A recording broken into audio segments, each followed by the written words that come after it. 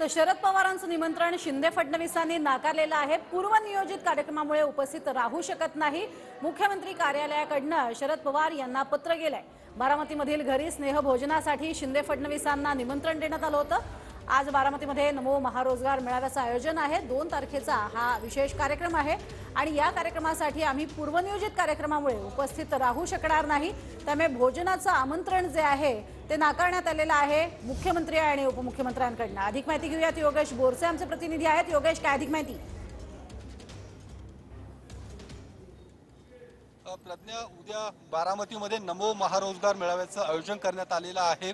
या मेळाव्याला मुख्यमंत्री आणि दोन्ही उपमुख्यमंत्री यांची प्रमुख उपस्थिती असणार आहे। मात्र या कार्यक्रमानंतर शरद पवारांनी मुख्यमंत्री आणि दोन्ही उपमुख्यमंत्र्यांना बारामतीतल्या गोविंदबाग अर्थात शरद पवारांच्या निवासस्थानी भोजनाचं निमंत्रण दिलं होतं। तसं पत्रही 28 फेब्रुवारी रोजी मुख्यमंत्र्यांना पाठवण्यात आलं होतं। मात्र आता मुख्यमंत्र्यांनी हे आमंत्रण नाकारलेलं आहे। तसं शरद पवारांना मुख्यमंत्र्यांनी पत्र पाठवलेलं आहे। नियोजित कार्यक्रमांमुळे मला आपल्याकडे येता येणार नाही, मात्र भविष्यात जेव्हा कधी वेळ येईल त्यावेळी आपल्याकडे मी भोजनाचा आस्वाद नक्कीच घेणार, अशा पद्धतीचं या पत्राच्या माध्यमातून मुख्यमंत्री एकनाथ शिंदे यांनी शरद पवारांना कळवलेलं आहे। आणि ज्या पद्धतीने गेल्या 2 दिवसांपासून हा सर्व मुद्दा चर्चेला जातोय, कारण काल या संदर्भातली जी काही माहिती समोर आली होती, अर्थातच या कार्यक्रमाची जी काही निमंत्रण पत्रिका आहे, या निमंत्रण पत्रिकेत शरद पवारांचं नाव नव्हतं।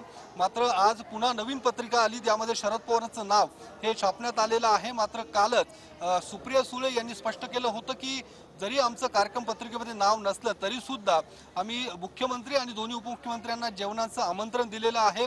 अतिथी देवो भव असं म्हणत आम्ही या तिन्ही पाहुण्यांचं आम्ही निश्चितच स्वागत करू, अशा पद्धतीचं काल सुप्रिया सुळे यांनी स्पष्ट केलं होतं।